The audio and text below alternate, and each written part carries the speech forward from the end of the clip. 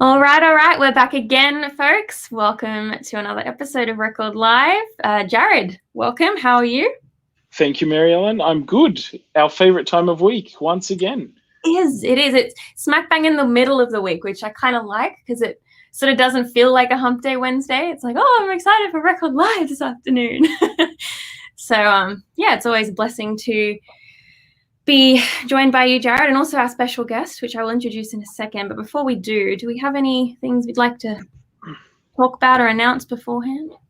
Well, we do have a very special guest today, but we also have, we need to acknowledge our special guests that join us every week on our Facebook page, because this program wouldn't be possible without sort of your questions and your shares of our videos and your likes and following along on Facebook or YouTube, wherever you're watching this. So yeah, I enjoy the interaction from the audience as well. So it's welcome to you too if you're watching this. Yes, now or later. Let us know where you're watching from as well, now or later. Yeah, it'd be great. See that. Any announcements? That's a good question. I know that we're just plugging away with Record. We've got deadlines rolling around. Their magazines are coming out every few weeks, which is good. I know we've had some delays because of COVID for shipping to New Zealand. So if anyone's watching from New Zealand, that might be why some of your issues are coming slightly late because of the recent lockdowns in Victoria. And apart from that, we're gearing up for Signs Month in August. So we're going to do more of that on this program. I think in August, we're going to have some special guests from Signs, and we're going to talk about some signs of the times and prophecy type topics. I think we should tackle some of that in August, Mary Ellen. So that's exciting. Excellent. And until then, we're just going to try and keep the show going, get the subscriptions and the donations and people that support Signs to continue doing that. Absolutely. Well, I guess no time like the present to introduce our special guest. Thank you for that, Jared. Today we are joined by, I guess he's pretty much a household name now. He's pretty well known across the South Pacific Division, and that is Peter Roennfeldt. Peter, thank you so much for joining us today. Thank you so much, Mary Ellen. And Jared, great to be with you and to be with your viewers and listeners. Just great to share this time with you. Yeah, well, we're very excited.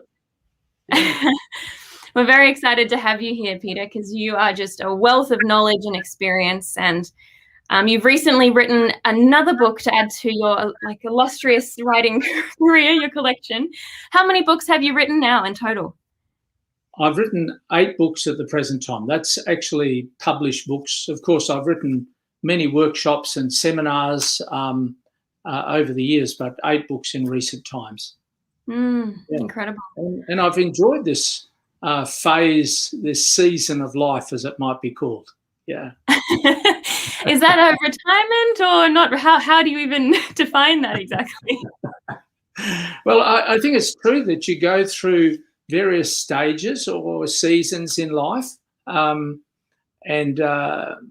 with my wife and myself, our ministry has kind of been in 10-year, decade phases, you might say. The first year in pastoral ministry, missionary in Papua New Guinea, head of the seminary at Sonoma College, and then almost 10 years as a division and inter-union evangelist in the South Pacific Division. Then back into local ministry and church planting again, which I'd been fostering all during those times. And then 10 years in the Trans-Pacific, Trans-European Division as ministerial and global mission coordinator and church planting and evangelism coordinator and coordinating pastoral education in the seminaries. And so it's kind of gone on. And this is another phase. Yeah. Wow. Still involved in evangelism and sharing, and that's my passion. Yeah. That's amazing. You mentioned evangelism, church planting. You've kind of become colloquially known as like the pastor of pastors. You do a lot of pastoral training. Is that right? Yes, that's been part of the journey of ministry that I've been privileged to have. I can't say that I'm, a household name or anything like that. I think that I just have plugged away in ministry. And I've had the privilege of having another pastor working with me, or a younger pastor that I've been equipping as an intern probably for pretty well every year of my ministry except for the second and third. When the first year I was an intern myself, and then from the fourth year of ministry, then I was responsible for equipping other pastors, and that's multiplied over the years to literally dozens, hundreds of pastors that we've equipped and encouraged. Yeah. And sorry, Peter, with the sort of current work that you're doing, I think that a lot of that has been to equip not just pastoral workers, but everyday church members. You know, there's a real emphasis on discipleship for the lay person. Anyone, but my takeaway from some of your material, and we'll get into specifics soon, is that anyone can do it, and anyone should do it. Yes. The discipleship model and the grassroots sort of ministry. I recently, just a couple of weeks ago, had the opportunity of going back into Western South New South Wales Conference, where I started in ministry in Parkes and Forbes, and we planted a church in our second year of ministry in Condobolin, and then moved on from there to Dubbo, to the Western Plains area. And I had 4 churches, and then it expanded to 6 churches, with one of the pastors becoming sick. And so my engagement with church members and my respect for church members and the local church leadership is right up there. There's no way that you can do ministry as a pastor, either in the past or today, effectively, without recognising that your team are the members, the leaders that you work with in the local church. Of course, my ministry, as well as fostering that personal work, tended to go into the professional role of the professional evangelist for some years. And I still believe there's a place for the public proclamation of the Word of God. But times have changed, societies have changed, and I noticed that the more money we spent on those big evangelistic programs, the less impact we actually had in the community. By the end of the 1980s, the whole society was shifting dramatically. So yes, you're right, Jared. My emphasis has been very much on equipping the every believer with methods that anyone can do at no cost. Yeah, that's really. I think that's what Jesus was doing. I think that's a really important principle to underscore. Thank you. I think it's amazing. Just, I guess, the simplicity of what you're able to communicate in your books and in your, I guess, teaching, in your ministry, because it seems like sometimes we overcomplicate church life and evangelism and all of these things so much. But, your ministry is really trying to bring it back to its core principles and sort of that New Testament model, which we'll dive into soon. But tell us, you've just written a brand new book, which is Your Church Has Changed. And we're really interested because the title of this record live was Church Post-COVID-19, Thrive or Die. And I'm curious to sort of know what the book is generally about without, giving too much away, I guess. And a bit about it. I arrived back in Melbourne, where Judy and I live, on Sunday, March 15, 2020. And 6 hours later, Australia went into its first lockdown. And of course, Melbourne and Victoria suffered a much longer lockdown as we came out and then went back, etc. And I just spent weeks and weeks in Papua New Guinea, visiting all their missions, their conference, Pacific Adventist University, equipping. It was the third phase of equipping. The first year in visiting all of those places week after week with the discipleship ministry team of the division. The first year was multiplying disciples, then the next was planting churches, and then the third was cultivating movements. And we were talking to literally hundreds of leaders and pastors and church elders and members in those different places. And during those last weeks, I realized that the world was shifting, the world was changing.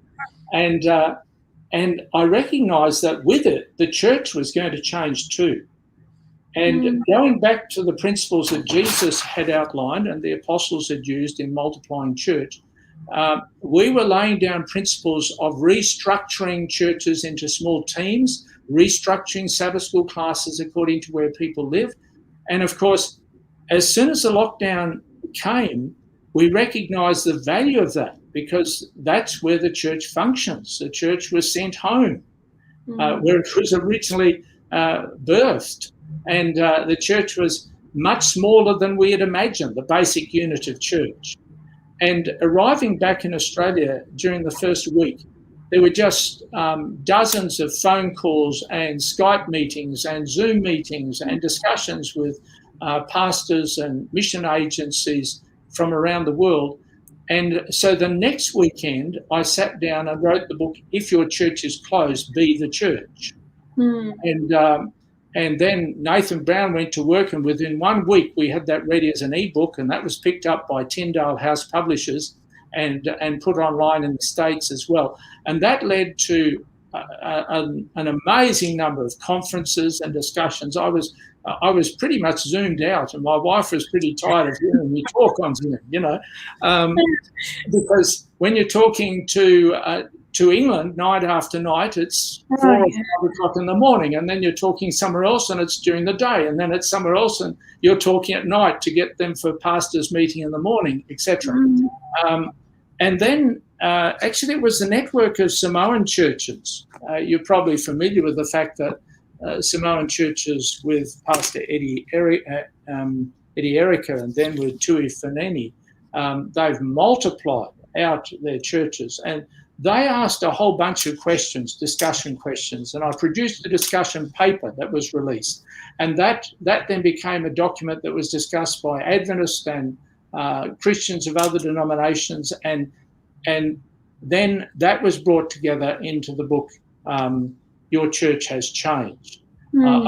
Nathan was holding back. He was saying, look, you've written, if you're thirsty, you've written, enjoy the living word, or I've forgotten which one came first. So he was holding this one back a little bit. But it brought together a lot of that, and it was good because the situation had changed a lot around the world, and this is not just written for the South Pacific Division. This has been written for people in other places as well. Sorry, Mary Ellen, that's a long answer to a simple question. My apologies. Yeah. That's okay. That's what we want. But yeah, I've got a copy of your book here, Peter. This is what it looks like for those watching at home. Well, I'll get this right in a minute. Your Church Has Changed. It says rebuilding the church and mission post-COVID. That's a subhead. And can you tell us a little bit about what it looks like, why the church needs to rebuild? What are some of the challenges that COVID brought up? And apart from just not meeting, we're starting to meet back in some parts of the world, but the church almost does need a bit of a rebuild or a restructure because it's struggling in some places to get people back to what church used to be. Yeah, I liken COVID to like a liminal space. You pushed out into this space suddenly, and it's difficult to gain an orientation as to where you actually are. Churches, including Adventist churches, rushed to get online, and that was really valuable. But for many, that was church, reproducing sitting in front of a preacher and sitting in front of some singers for 2 hours each week. And very quickly, people started to sense this is not all church is about. And then, of course, very quickly, people learnt that church could be done in many different ways. And so, as some pastors said to me in one of the conferences, we're having a pastors meeting by Zoom, and this was one of the conferences where they went back again fairly soon after the lockdowns, and they said, we thought we had our congregation back, or at least 60 or 65% of our congregation back, and we thought it looked pretty much the same. But it was actually like 60% of the original congregation, and everybody was like a family grieving at a different level and processing this in different ways. So the question that has been asked most frequently over the last 12 months has been, what is church? Yes. Where is this headed? And what might it look like? So I think we've seen some pretty major changes, and now we're already seeing some trends that are opening up some possibilities as to what we're going to be grappling with. The world has been shaken, and the church has been shaken as well. Now, this is not unusual. I quickly went back as soon as this was happening. I went back to look at the impact of plagues and pandemics throughout history.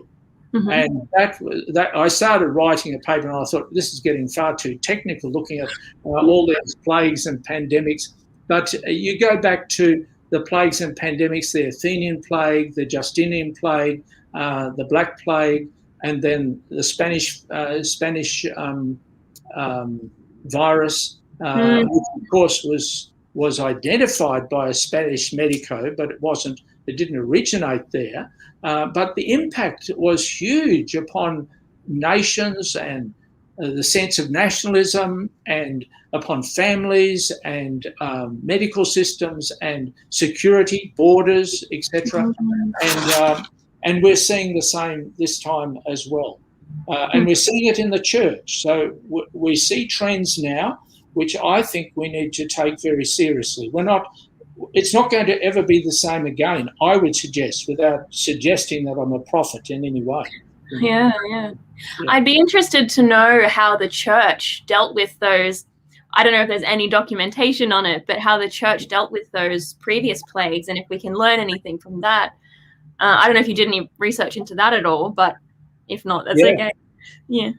There has been some interesting research into that. For example, the Justinian plague came soon after the birth of Islam, and had a fairly major impact upon the structures and the systems of the Eastern Orthodox Church, and basically brought Istanbul to a standstill, brought a lot of the building projects of Justinian to a standstill, and of course Islam, which is not building centered in the same way that Christianity had become building centered in the 4th century, Islam was able to capitalize on some of that. But a lot more could be said on that. That's a whole interesting theme on its own. Yeah. We'll need another episode of Record Live to cover that one, I think. Yeah.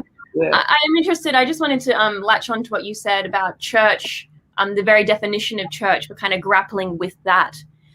Yes. What is your definition of church? I know a lot of people, some people say it's a building, some people say it's a community, it's not a building. What's your definition? Right. And probably to preface that, Mary Ellen, I'll just comment on some of the trends that I see at the present time that may be valuable, and then what is my definition of church, which is perhaps not that important.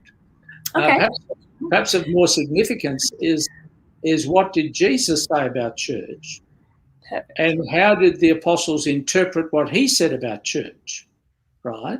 Because I think that the question you've raised is a very significant one. And of course, we have a bunch of ecclesiologies or understandings of what church is. But you think of some of the trends that that COVID has brought about.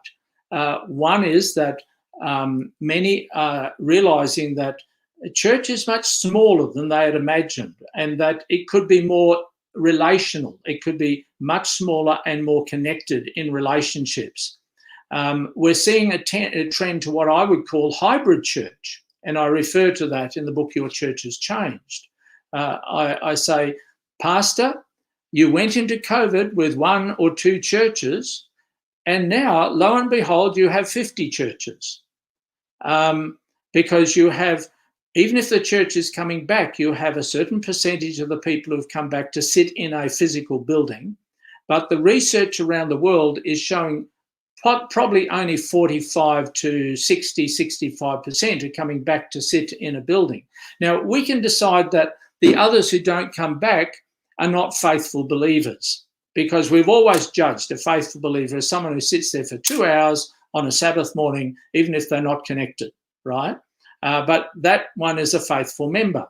Now, we have a certain number who are sitting back in a building where people can return. But you think of the changes, people have to register before they can come back, or they've got to register when they come. So the open door that we always thought of for anybody to come to church is not really there in the same way. Then we have the people who prefer to be online, either watching Zoom of that church or Facebook of that particular church that is their home church, or they're online with their choice of whatever church they want to go to around the world.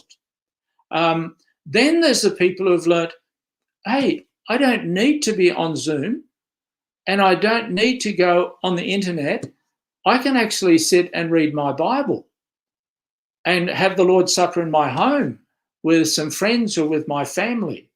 My wife and I, for example, we chose in the few times that I wasn't speaking on Zoom all day Sabbath, we chose to actually read our Bibles, to sit and discuss and share, to call our neighbours who were stressed out at the time, to call our family, to visit some retired pastors to see whether they're still alive, because I said, you know, you're amongst the vulnerable ones. Have you fallen off the planet or not?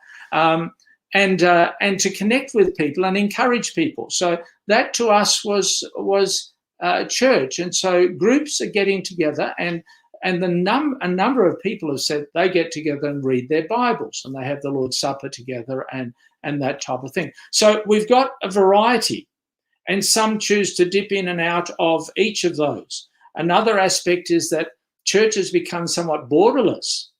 And so people join a Zoom church, even if their church, a Zoom Sabbath school, even if their church has gone back to meeting in the building, they still meet in Zoom Sabbath school with friends from different parts of the world even. Then they choose to go either to a physical church, or they go to a church in another state or another country to watch a sermon, and they give their tithe to another place entirely to where they live. So this is changing the dynamic of church very, very much. One pastor said he regularly went to China for a Friday evening small group, somewhere in his own state for a Sabbath school, and to a church service in the States. That was his mix that he was putting together. So we're in a hybrid kind of environment, which is very, very different to what we've had. And many people are, I think there's a transition at the time from Bible reading to Bible reading from the concept of Bible study. People have become tired a little bit of choosing a verse here and a verse there, and there's much more, I think, reading books of the Bible. That's evolving in this present time as well. Of course, there are some challenges with this. I would say there's less connectedness with the hierarchies of church. I'm not saying that people are rejecting their church, but there's less connectedness with the hierarchies of church. Now, with that mix, I think your question, what is your view of church, is really important. Not so much what is my view of church, but I think we are compelled to go back to ask the question, what did Jesus say about church? And then how did the apostles interpret that? Because otherwise we can make church simply another consumerist organisation, or we can make it another corporation, right? Mm-hmm. Whereas that's not church. We don't learn too much about church from our political environment, our business environment, our corporate environment. That's not where we learn about church. Yeah.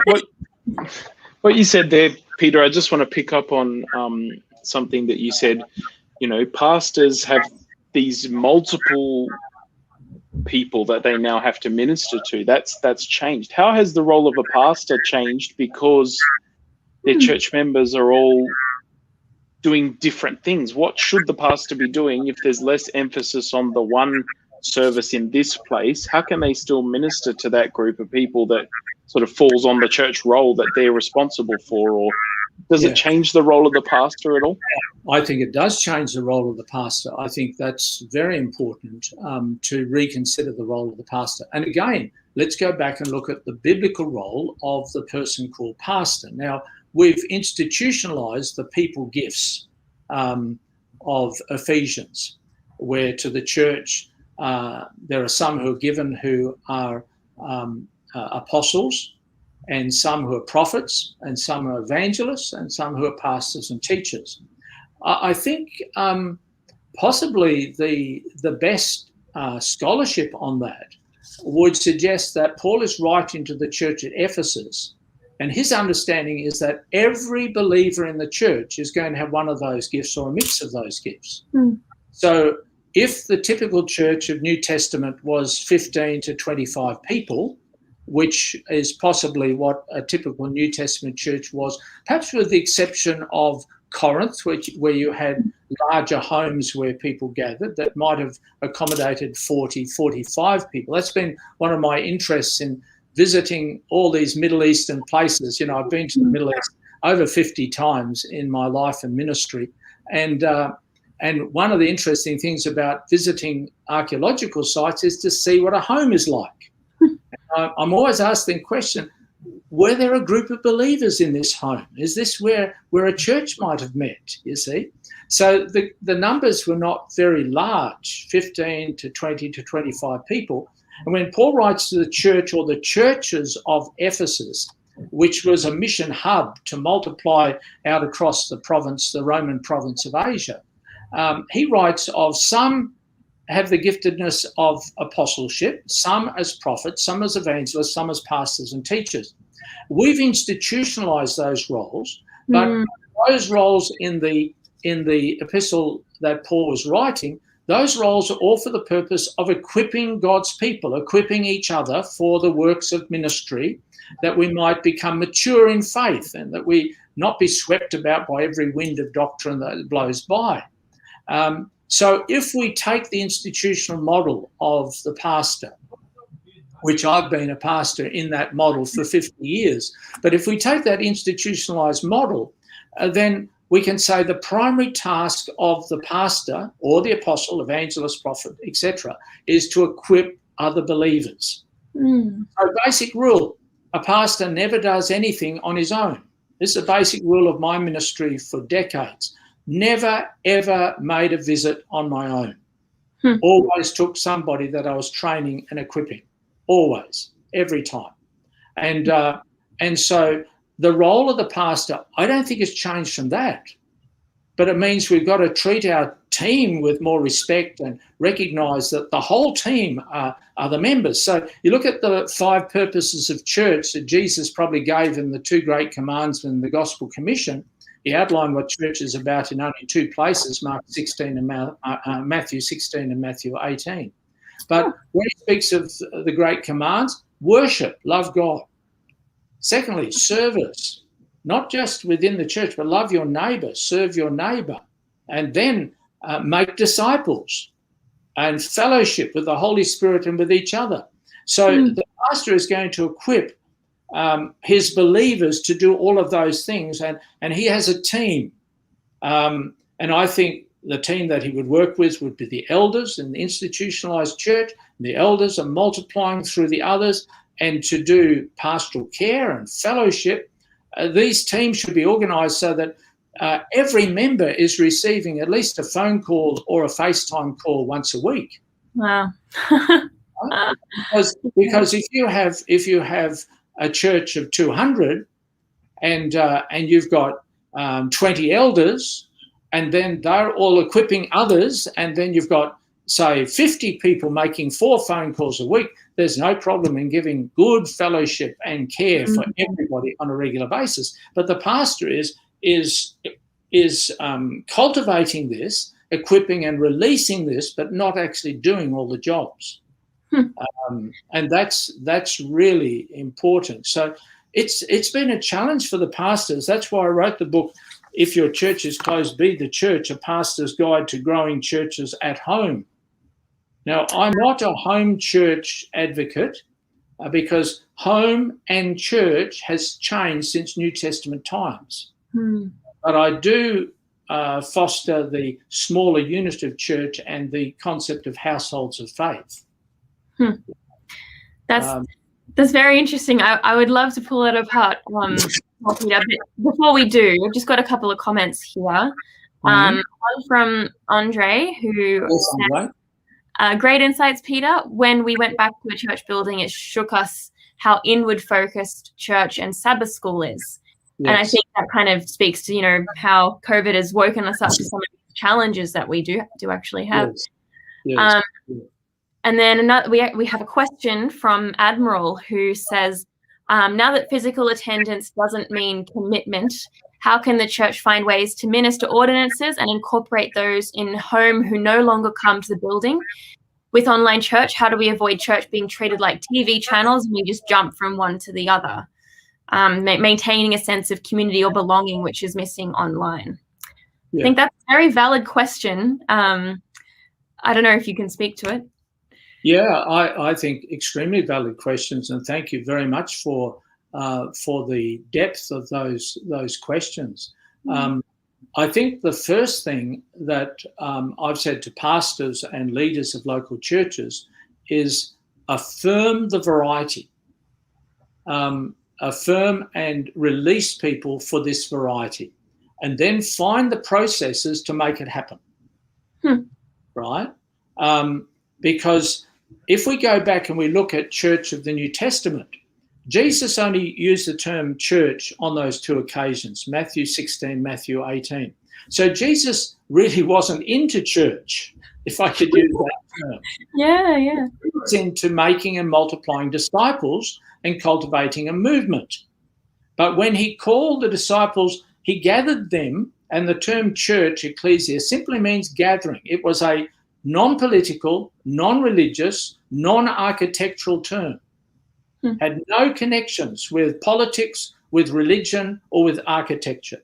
Jesus could have used my synagogue, because the word synagogue had referred to gatherings of people. But by Jesus' time, it had become a building. It had become part of the political system of Judaism.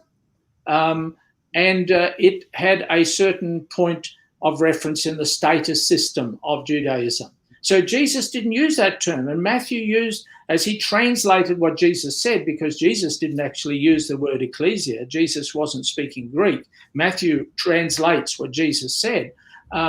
So Matthew uses the word ecclesia. And then Jesus says, my church. So church is really important. Really important. The metaphors show that church is important. Church is the body of Christ. Church is the bride of Jesus Christ. So, hey, don't criticize or slander the church. You don't do that to a guy's bride. You try doing that and see what happens,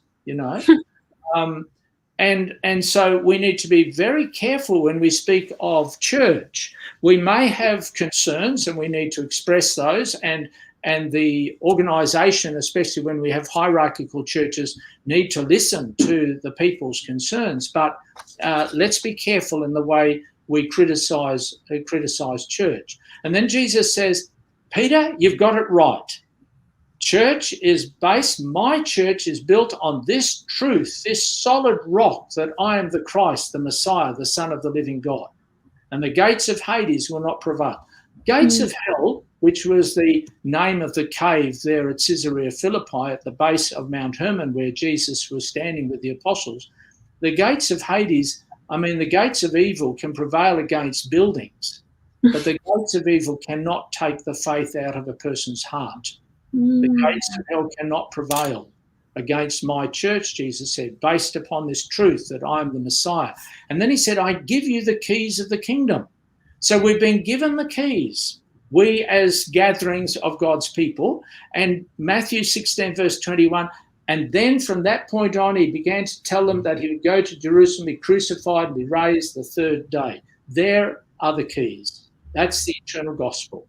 It's on the basis of Jesus' death, burial, and resurrection that we have eternal life. And then 3 times before he uses the word church again, he speaks of his death, burial, and resurrection. And then, of course, because church is people, you're going to have conflicts. Matthew chapter 18, he deals with the conflicts of church. right? Don't be surprised, I say to pastors, that there might be some conflicts in church. There's people there, you know. If you just got a building like the Orthodox ecclesiology in Greece, and they build a little chapel on the Greek islands, and the priest goes to that empty little chapel where there's no people, and he says a ritual once every 6 months, and that is church, where the liturgy is pronounced, that is church, or where the mass is said, that is church, even if there's no people. But our understanding is church is people, gatherings of disciples, nothing to do with the building. And then the early believers, they took this. And you see the birth of the church in Acts chapter 2, and you have a glimpse into what church was like, following the apostles' teaching, commitment to the resurrection, death, resurrection of Jesus. It's two great historic truths that anchor our faith: Calvary and Jesus' resurrection, and Pentecost and the coming of the Holy Spirit. Those are the two anchors of Christian faith and two anchors of Adventism. So when we see this variety, I say, hey, encourage people to look at the biblical New Testament church, and encourage pastors, elders, encourage all the variety. Now, surprise, Acts chapter 2, they had the Lord's Supper every day in their homes. Every day, Acts chapter 2. We've sometimes not stopped and seen that until COVID hit us, and then we're saying, what are we going to do with the Lord's Supper, with the ordinances? Well, here is the opportunity to encourage the Lord's Supper in our homes, with families. Of course, we have, and this is another side subject, but we have policies that say the Lord's Supper, the ordinances, are to only be conducted by an ordained or commissioned pastor with ordained elders or ordained deacons and deaconesses. So I say, in the church building, follow the policy. In the homes, in your families, follow the concept of agape meals and the Lord's Supper in your homes, which is consistent with the New Testament, right? So we're living with that tension a little bit, and we must honour both. I hope that's helpful for the question that has been asked. I know we're getting at part of the question that was asked there. Whether I'm getting at the whole question, I'm not sure. Yeah. I think, Peter, just to pick up on what you were just saying, there might be some tension. Obviously, we're a South Pacific division, and we have a lot of different cultures and a lot of different things represented. There might be some tension for some people on what you've just said in terms of following policy in the church, but if it's not in the official building, you can sort of do it differently. Yeah, and how valid maybe that ritual, that sacrament is, if you're doing, should we do foot washing and the Lord's Supper at home or in our small groups? Shouldn't you have an elder, at least an ordained elder or someone doing it? There might be some people that are uncomfortable with that. Yeah, we've had this discussion across the South Pacific Division, especially in the mission union or the union missions.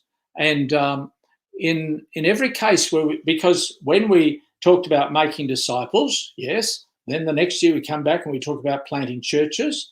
And by the second and third year, people were asking these questions and processing these New Testament insights. And so with presidents and mission officers and conference officers present, with pastors and elders and church members by the hundreds, we had these discussions. I said, I'm going to treat you as mature believers because that's who you are. And that's a very important part of releasing movements, to treat people as mature believers. This is not something we're just going to talk about in a policy discussion behind closed doors.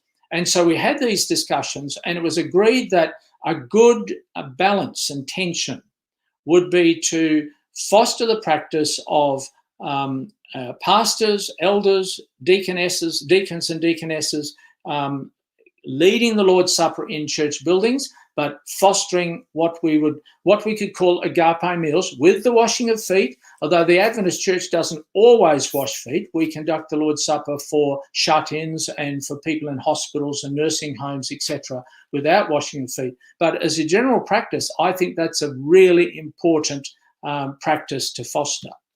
The Lord's Supper is critical in reaffirming the gospel. It connects Calvary and Pentecost. It's not optional. It's not something we put aside. If we want to foster spirituality, we increase the opportunities. So in a local church, I would say, yes, have those ordained, but have the Lord's Supper once a quarter in the main church, once on a Friday night in another month, once on Sabbath afternoon, where you spend the whole afternoon in sharing together and sharing the Lord's Supper. Increase the frequency of the Lord's Supper, because this is really significant in cultivating our relationship with God and our dependence upon Jesus Christ. But yeah, as you say, it's a point of discussion, and I don't want anybody to go away feeling tense over this. So we can move on to other questions as well. But it's a very important area. Important issue. Yeah. I really love how you just sort of, you say you should do it all the time, because in my experience as a churchgoer my whole life, it is a quarterly thing. You turn up to church, and some people don't come because they don't like the foot washing, and other people feel uncomfortable or whatever, and it's a very institutionalized kind of a thing at times. Other times they do it differently and it's beautiful, but you can sort of get into a routine where it stops meaning anything because you've always done it the same way. That's I do right. like the point you make. Yeah, it's really nice. A central theme of what I've been doing over my whole ministry really is to say, let's go back to the story of Jesus and to see what Jesus is saying. And that's been more so in even recent times. I've been following the story of Jesus for a long time. First years of my ministry, I probably read Desire of Ages every year for 25 years. And then I was involved in the church growth movement in Australia, one of those who fostered the Australian Fellowship for Church Growth across the churches in Australia. And we said, hey, this is interesting, but we're really not following Donald McGavran's ideas that he brought out. We're following an Americanized church growth, right? So let's go back to the book of Acts. And so we went back to the book of Acts, and then we said, let's go back to the Gospels and see what the Gospels actually say. It was an interesting shift back through the scriptures, back to the Gospels. And that's why the first book I wrote was this book, Following Jesus. It was a year-long journey in reading through the story of Jesus. And many churches with all their elders have done this together, taking a year to walk through the story of Jesus with Desire of Ages, with the Messiah, book Messiah. And then I wrote Following the Spirit, which walks through the book of Acts. And that's our church manual for church planting. Yes. That's our church manual for church. That's our church manual for church, right? And then I wrote the book, If You Can Eat, You Can Make Disciples, to look at the simplicity of what Jesus was saying this is something that anybody can actually engage with and anyone can do, which was really important. Yeah. Again, to reiterate, I love how you take complex concepts and simplify them so that anyone can adopt them and put them into practice. And that's also something we love to do here at Record Live. We try and make it practical and have a takeaway message for our viewers at the end. And we are coming to a close. We're running out of time, unfortunately.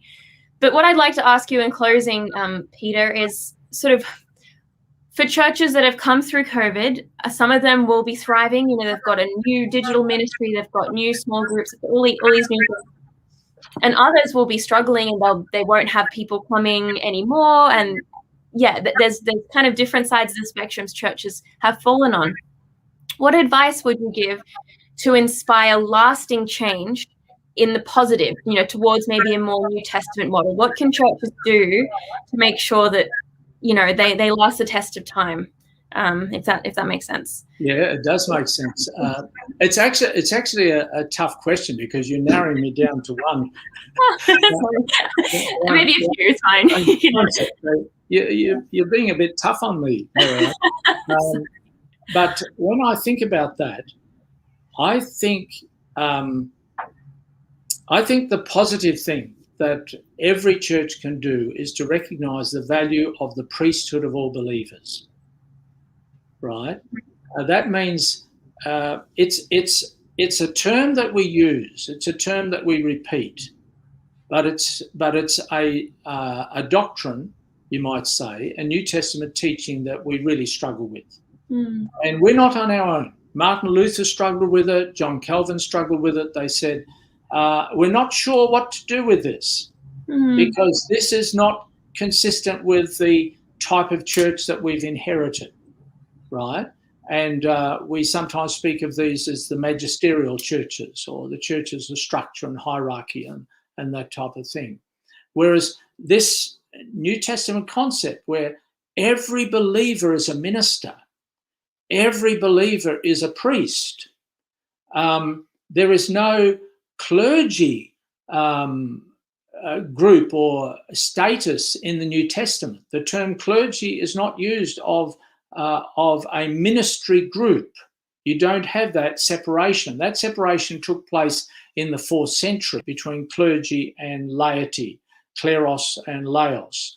So I would say the most positive thing we can do, even within our churches that are hierarchical and are structured, the most positive thing that we can do is to affirm the value of every believer, the priesthood of all believers.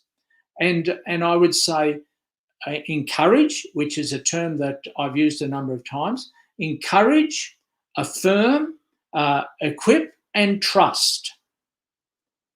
Equip with simple, anyone can do it processes. I think one reason why many are hesitant to share faith is that we've made sharing faith, we've made evangelism so complicated and really just the task of the professional theologian or the professional minister who's been to seminary. Whereas every believer is called to be a disciple, and that means a disciple maker, right? So every believer is called to be involved in the ministry of Jesus, and the methods that he shared were I hesitate to use the term simple, but they were simple. The bunch of people that he called to be his disciples, they were fishermen. They were smart, but they were not highly educated. They were not educated in the temple system of Jerusalem.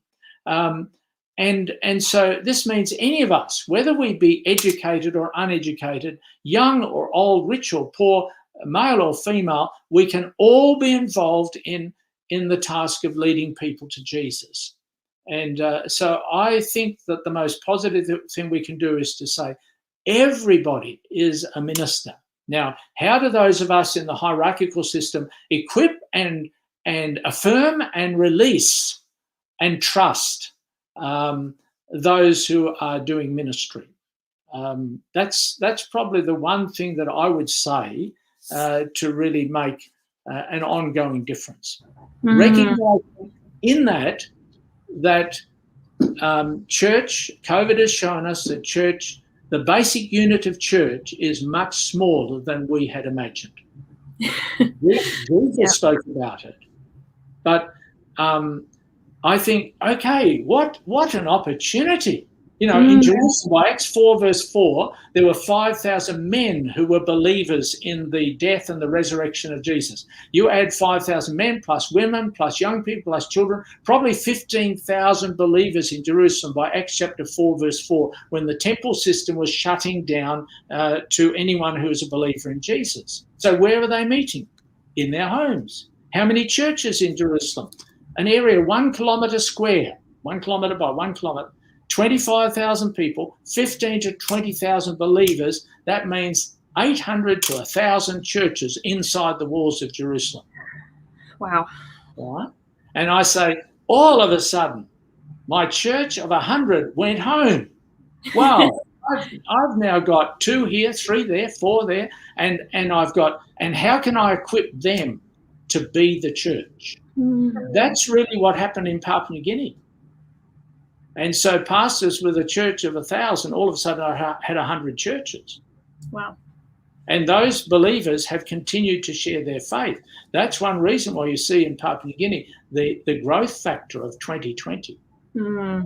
Yeah. Yes, that was a dramatic growth rate. We did an article on it on the website, and I think, Jared, am I correct in saying we were the only division that grew? Was there another one? I can't quite remember.